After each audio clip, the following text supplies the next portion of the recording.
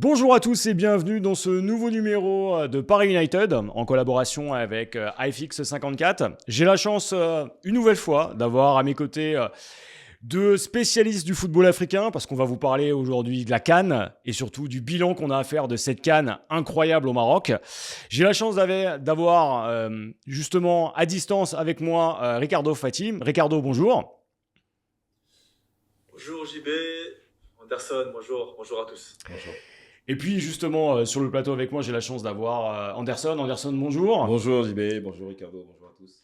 Donc on a deux spécialistes du football, deux joueurs qui incarnent aussi ce que le football finalement représente en Afrique. Et rien de mieux justement pour parler de cette CAN au Maroc. Cette CAN au Maroc, elle s'est terminée par une finale entre le Sénégal et le Maroc. Elle a vu au terme d'une fin, on va dire, rocambolesque, la victoire du Sénégal et de Sadio Mané. J'aimerais qu'on revienne justement sur cette CAN. Avant de parler de la finale, j'aimerais qu'on fasse un bilan sportif de cette Coupe d'Afrique des Nations qui reste sur le papier la plus dense de l'histoire. Est-ce que vous étiez, vous, content du niveau de jeu et qu'est-ce qui est ressorti justement au niveau de la CAN? Anderson, je vais te donner la parole en premier. Oui. Alors, qu'est-ce que tu as pensé justement de cette CAN sur le plan sportif? Sur le plan sportif, moi, comme je l'ai dit, pour moi, c'est une excellente CAN, puisque voilà, j'ai eu la chance de voir plusieurs CAN. Je crois que ça doit être la 5e ou la 6e CAN. Et c'est vrai qu'on progresse. On progresse aujourd'hui de manière générale sur le football africain, sur le plan tactique, sur le plan de la rigueur. Alors, moi, ce que j'avais constaté, et pas grand nombre, il n'y a pas beaucoup de personnes qui en parlent, pardon, c'est surtout au-delà du sport, au-delà du jeu tactique, c'est tout l'entourage des délégations, etc., qui s'est de plus en plus professionnalisé. On n'a plus, Ricardo peut-être, je sais pas, bon, il est plus jeune, mais on n'a plus ces problématiques de primes non payées, où on arrive, on fait la grève. Ça revient toujours. Ça revient toujours, mais moins. On n'a plus moi j'ai eu la chance le monsieur qu'on attend qui arrive avec les primes dans la mallette. On n'a plus ces problèmes d'équipement. On n'a plus, on a quand même de la rigueur, du professionnalisme et surtout de la préparation avant cette compétition. On a vu quand même toutes les équipes étaient quand même très très bien préparées. Même des équipes qui sont plus en difficulté ont pris quand même au sérieux cette compétition. Je pense au Soudan. On sait tout ce qui se passe au Soudan. Bref, et on a vu avec le champion d'Afrique, le Sénégal, qui a une rigueur. On en reparlera. Aujourd'hui, c'est vrai que j'étais d'accord avec Ricardo, il en parlera aussi. On était un peu timoré sur le début de compétition du Sénégal, mais regardez, jusqu'à la fin, en fait, comme j'ai l'habitude de dire, une Coupe d'Afrique, ça ne se joue pas, ça se gagne. Dans le sens où ils ont appliqué cette rigueur du début à la fin. On a vu des affiches en quart de finale, mais dignes de finale. Non, moi j'ai adoré sur le plan sportif, je peux dire, c'est une CAN réussie. Ricardo, toi, t'en as pensé quoi justement de cette CAN? Alors, Anderson nous parlait de la qualité des terrains, de la qualité de la préparation physique, aussi de la montée en gamme tactique. On a vu des équipes bien organisées, on n'a pas eu le côté folklorique qu'on pouvait avoir il y a encore 15-20 ans avec de vrais énormes écarts. Là, on a eu une compétition assez homogène, avec un niveau de jeu qui monte en qualité, avec une dimension athlétique encore plus affirmée. Qu'est-ce que tu en as pensé, toi? Est-ce qu'il y a des équipes qui t'ont marqué plus que d'autres? Oui, alors c'était une CAN intéressante. C'était une bonne CAN, on a eu de la qualité. Alors forcément, dans une compétition à 24 nations, même à l'Euro, on a quand même des matchs qui étaient un peu sous le ton vraiment de la compétition, des matchs qui étaient assez faibles, il faut le dire. Mais sinon, au-delà de ça, on a vraiment eu de la qualité. Je rejoins Anderson sur le fait qu'on a eu des belles équipes dans le sens de la préparation. Ouais. On a vu des équipes prêtes, des équipes bien dirigées, des équipes sérieuses. Ouais. Même les petites équipes sont venues équipées, sont venues au complet, sont venues vraiment de manière... Non, c'est vraiment été une Coupe du Monde, une Coupe d'Afrique qui a été vraiment bien ordonnée. Et moi, j'ai beaucoup apprécié l'état d'esprit affiché tout au long de cette CAN. Après, en termes de jeu, c'était aussi intéressant. Encore une fois, je rejoins Anderson à partir des huitièmes de finale, quarts de finale, avec des matchs de haut niveau. Ah, c'était très très bien. Même des matchs où on n'a pas eu beaucoup de buts. Je me rappelle même du match du Sénégal, même contre l'Égypte, demi-finale, il n'y avait pas forcément beaucoup d'occasions, mais c'était des matchs vraiment intéressants dans la tactique, dans la conservation, dans les déplacements, les recherches de déséquilibre. On a vu des équipes vraiment bien dotées tactiquement. Et en effet, ça prend une belle évolution. Mais après, je ne vais pas reparler des stades, des infrastructures et des pelouses. Ouais. C'était au top. Donc, non, c'était une CAN, il faut le dire, positive. Vraiment. Alors justement, on a parlé du côté réussite de cette CAN. Alors les infrastructures, les transports, c'est la CAN où il y avait le plus d'équipes. Et tu faisais justement écho, Ricardo, à l'Euro. Et ça, c'est un prélude à la prochaine Coupe du Monde, hein, où on aura 48 équipes. Donc on aura forcément ces matchs relativement inégaux. Globalement, c'est une réussite sur quasiment tous les plans. Est-ce qu'il y a une équipe qui vous a marqué, vous, que vous feriez ressortir, en dehors finalement des finalistes même, une équipe qui a vraiment impressionné, que vous auriez pu voir aller un peu plus loin? Moi, je pense par exemple au Nigeria. On n'aurait pas été surpris de les voir soulever le trophée. Une Égypte un peu moins bonne. Qu'est-ce que vous avez finalement à ressortir comme équipe qui vous a étonné, ou qui vous a donné envie finalement de les revoir et de les suivre un peu plus? Anderson? Or, j'en ai deux, moi. J'en ai deux, forcément le Nigeria. Je pense que... Alors, je ne peux pas dire que je suis déçu pour eux, parce que c'est le football, c'est comme ça. Ils ont perdu au pénalty, ils ont mal tiré. Voilà, le Maroc a eu cette chance de gagner au pénalty. Mais je pense que moi, où je suis déçu, c'est que cette équipe-là, on ne va pas la retrouver en Coupe du Monde. Oui, ça c'est... En fait, je me dis, parmi toutes ces équipes aujourd'hui qui représentent l'Afrique et le continent, qui auraient pu faire un bon parcours en Coupe du Monde, le Nigeria n'y est pas.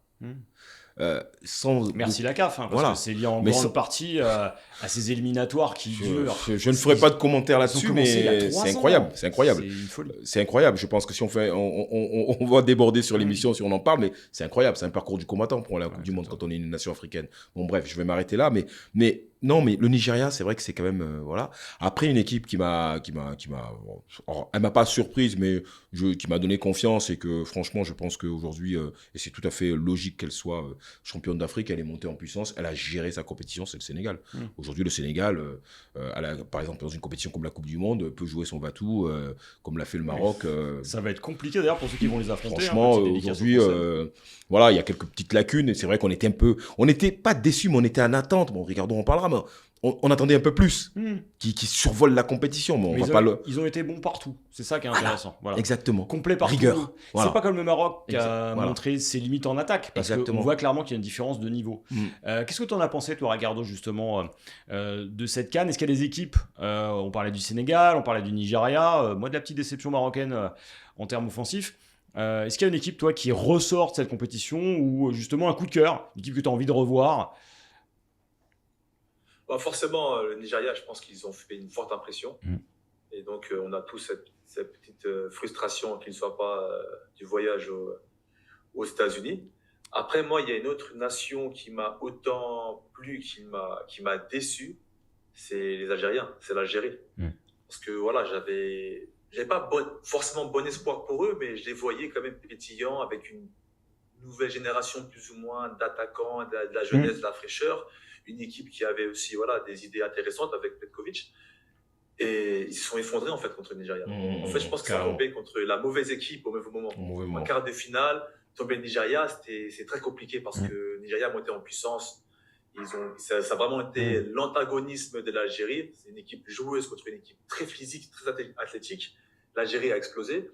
Mais j'aurais aimé les voir contre une autre équipe. Pourquoi pas l'Égypte en quart ou un truc comme ça. Mais c'est dommage parce que j'avais misé de bons espoirs sur l'Algérie. Mais bon, pareil, mais par contre, contrairement au Nigeria, on les reverra à la Coupe du Monde. Et je pense qu'ils pourront faire quelque chose d'intéressant. Mis à part en enlevant les Marocains et les Sénégalais, c'est l'équipe qui m'a plutôt plu globalement pendant cette compétition. Bon, alors on a fait le tour de cette compétition du point de vue sportif. Maintenant, il faut parler de sa finale. Alors, on a parlé d'une finale très attendue, historique, elle l'a été. Malheureusement, elle va rester dans l'histoire comme étant celle qui couronne un Sénégal, mais après 10 minutes de flottement. On a vu des mots dans la presse internationale, on a parlé de chaos, on a parlé de fiasco, on a parlé de la pire image possible pour le foot africain. C'est une CAN qui a été la plus regardée, c'est la CAN qui était la plus attendue, dans un contexte où on était sur le plus haut niveau de standard, et puis on a eu une finale assez particulière, très engageante, très étouffante aussi, pendant 90 minutes. Et puis, il s'est passé ce qui s'est passé. Moi, j'aimerais qu'on revienne ensemble, justement, sur cette finale. Comment vous l'avez vécu? Et on parlera un petit peu plus spécifiquement de l'après 90 minutes après. Comment vous pourriez la qualifier? Pour moi, c'est dommage parce que c'était très réussi. Ça a été même réussi après, au moment de la prolongation. Mais ce moment-là, il va rester comme une tache indélébile sur cette manifestation. Et ça joue pas en faveur d'un football africain qui montre pourtant des marques de progrès partout. Anderson, toi, t'en as pensé quoi de cette finale? Comment tu l'as vécu? Ben, écoutez, moi, je crois que je l'avais dit sur le plateau, j'avais parlé de pression. Cette pression qu'on ressentait, populaire, pression du résultat, pression sur le Maroc, futur organisateur de la Coupe du Monde, une pression de partout. On le voyait sur les instances de la FIFA, les instances de la CAF, les instances de la fédération. Autant il y avait une belle organisation où il y avait vraiment de la rigueur, on essayait de mettre bien les gens en termes de transport, en termes de place, etc. Mais autant on sentait cette pression-là. Et moi, je l'ai vécu un petit peu comme cela, parce que dès la veille, déjà, il y avait déjà des prémices de ce qui allait se passer. Une vraie tension, on sentait tension, vraiment que c'était quand étouffant, on voit mais dans les deux camps. Bah oui, les Marocains qui arrivent, bon, les Sénégalais qui arrivent, il n'y a pas de sécurité, etc. Bon, bref, on en a déjà reparlé. Conférence de presse, mes joueurs étaient en danger, etc. de Papio. Bon, tension. De l'autre côté, le coach Walid Regragui, qui met un peu la pression sur le Sénégal, en mettant en avant le fait que c'est compliqué de jouer à Rabat, etc. Tension. Moi, j'avais l'impression qu'on c'était presque un OMPG, un Barça Real. Voilà. Tension qu'on n'a jamais vécu et ressenti à la CAN. Et après, bon, on reviendra sur l'effet de jeu, mais moi, je l'ai vécu comme un véritable film, une série de Netflix. C'était incroyable. C'est-à-dire que le dénouement, ça partait dans tous les sens. Personne pour diriger le bateau, personne pour... voilà. C'est l'absence de capitaine qui a posé des problèmes. Exactement. Et pourtant, tout le monde était en tribune. Exactement. Tout le monde était en tribune. Voilà, on peut tirer à boulet rouge sur Papio, on peut tirer à boulet rouge sur les délégués, etc. Mais je veux dire qu'ils étaient seuls au monde à ce moment-là. Parce que l'arbitre a été bon. C'était le meilleur arbitre africain à ce moment-là. Et il a plutôt tenu la marque alors qu'il était tout seul face à un stade entier. Exactement. Et deux équipes complètement perdues. Exactement. Et pour finir là-dessus, donc moi je l'ai vécu comme, je savais plus où donner de la tête. Stade entier, des altercations entre joueurs, entre dirigeants, dans les tribunes, ça partait aussi, des ramasseurs de balles dedans, des remplaçants dedans, ça se court après les serviettes. Inimaginable. Ouais. Après, le Sénégal reste un beau vainqueur quand même. Et juste, je finis, JB, si tu me permets. Moi, ce qui me dérange, et je laisse la parole à Ricardo, ce qui me dérange dans tout ça, c'est qu'on occulte complètement la victoire du Sénégal. Le Sénégal a joué 7 matchs, il me semble, un match nul, 6 victoires, une équipe vraiment qui a mené sa barque talentueuse. Et cette victoire, elle est complètement occultée dans la presse, dès le lendemain ou autre, etc., à cause de toutes ces histoires-là. Et c'est ça que je trouve dommage dans l'histoire. Sachant qu'en plus, l'équipe, pour le coup, n'était pas responsable. C'est-à-dire que, à part à un moment, on en parlera après, fondamentalement, elle a délivré ce qu'on attendait d'elle. C'est-à-dire qu'elle était au plus haut niveau international et elle va être rude à battre, justement, en Coupe du Monde. Et justement, l'image qu'on renvoie, alors qu'on avait gagné ce respect avec cette compétition, vis-à-vis au niveau international, là encore, on renvoie une mauvaise image du football africain. Et je m'arrête là. Ouais. Alors, Ricardo, j'ai envie de dire que tu es un régional de l'étape, puisque en tant que Sénégalais, tu as vraiment profité de la victoire, mais j'imagine que comme nous, il y a eu ce moment assez particulier où tu as vu cette finale partir à la manière d'un épisode de Stranger Things, dans une autre dimension, avant de revenir finalement au terrain, parce que les 15 dernières minutes de la prolongation étaient étouffantes, mais c'était un match de foot. Comment tu as vécu cette finale? Qu'est-ce que tu pensais de la prestation du Maroc et du Sénégal? J'aimerais bien avoir, moi, ton avis justement sur ce sujet-là. Ouais, un avis strictement technique dans un premier temps. C'était une première mi-temps qui était intéressante. Franchement, des deux équipes. Il ne faut pas oublier, Iliman Ndiaye, il a déjà une balle pour marquer, pour prendre l'avantage. Il y a un bel arrêt de Bono. Donc forcément, il y a un rapport de défense qui était intéressant. Alors, ça a manqué de rythme en seconde période. Surtout pendant le choc, vous savez, là, le choc tête contre tête de El Ainaoui, qui a dû se faire soigner. D'ailleurs, ça, pour moi, c'est la première erreur de l'arbitre. Oui, il doit sortir du terrain. Lui, sur le terrain, se faire soigner pendant 10 ou 12 minutes, au lieu de le faire sortir. Avait-il peur de laisser le Maroc à 10? Bon, je ne sais pas, mais en tout cas, c'était problématique parce que ça a beaucoup joué dans le rythme du jeu. Et en seconde mi-temps, c'était vraiment une mi-temps assez hachée. Et là, du coup, on a pu sentir une tension. On a vu des équipes, des joueurs plus calculateurs, ça attendait, plus haché, beaucoup de fautes, beaucoup d'arrêts de jeu. Et du coup, la dynamique de la première période, elle s'est complètement estompée en seconde période. Et ça a amené, on va dire, un peu à tout ça. Et on sentait des joueurs un peu sur la retenue. Après, il y a l'histoire de Brahim Diaz et la faute. Bon, ça a commencé avec la faute ou non-faute sur Hakimi. Ouais, ça, on en parlera un petit peu après, voilà. Les Sénégalais, ça, on en reparlera. Et puis après, donc, c'est arrivé le coup de la barre. Ça fait que il y a beaucoup de petites micro-séquences en seconde période qui a amené cette remontée en tension et le côté un peu plus calculateur. On va essayer d'influer sur l'arbitre, on va essayer un peu de jouer petit bras, on va essayer de prendre un penalty. C'était assez malsain cette seconde période parce qu'en première mi-temps, ça se passait très bien. C'était franchement une mi-temps de qualité. Quand on se remet la première période, c'est bien. C'est de qualité. C'est un bon match. À gauche, à droite, ça joue, il y a des petites combinaisons, ça défend bien, ça déborde bien côté gauche avec El Abdé, parce que El Abdé, il a fait du mal un peu à Antoine Mendy, qui a essayé tant bien de mal de tenir son poste de latéral droit. Non, il y avait des choses intéressantes. Mais malheureusement, après, le fil du match, le scénario du match a fait qu'on est en effet tombé sur une autre dimension. Incroyable. Qu'est-ce que tu penses de cette victoire du Sénégal? Parce que c'est vrai qu'on a tendance à l'occulter. Alors, on parlera, je te poserai la question après, comme je l'ai posé à Anderson, du regard que tu as sur le Maroc en tant qu'équipe. Est-ce que tu as été étonné, surpris par le niveau justement du Sénégal? Parce que là, ça faisait longtemps qu'on les avait pas vus avec un tel niveau de constance, de qualité, à ce niveau de pression-là, pour une finale. Et pourtant, c'est l'équipe qui en a disputé le plus sur les 4 dernières compétitions. Alors, comme on l'a souvent dit, même lors de l'épisode précédent, de l'émission précédente qu'on a tournée ensemble, Anderson l'a bien dit, le Sénégal n'a jamais été vraiment transcendant, n'a pas été exceptionnel. Par contre, ils ont été au niveau, ils ont été solides, ils ont été costauds. On a senti que c'est une équipe vraiment qui pue l'expérience avec Nani dans les buts. Kalidou Koulibaly, même s'il n'était pas là en finale, il a été bien remplacé. Gana Gueye, sans vraiment être rayonnant, il a fait le taf. Sadio, c'est pareil, un petit coup d'éclat. Et c'est peut-être ça qui fait gagner le Sénégal.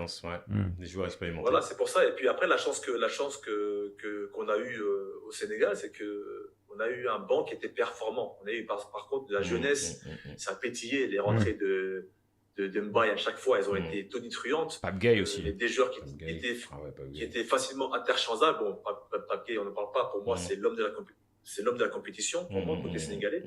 Et ce qui était fort aussi côté sénégalais, c'est que les joueurs étaient aussi facilement interchangeables. Iliman qui était moins bien, on fait rentrer, c'était qui? C'était Sarr, Ismaïla Sarr qui est rentré. Au milieu de terrain, il tournait, on va dire, même à 5 pour 3 postes. Donc, non, c'était une équipe qui était cohérente, qui était intéressante. Donc, forcément, ils ont été à leur niveau et puis ils ont passé l'obstacle marocain aussi.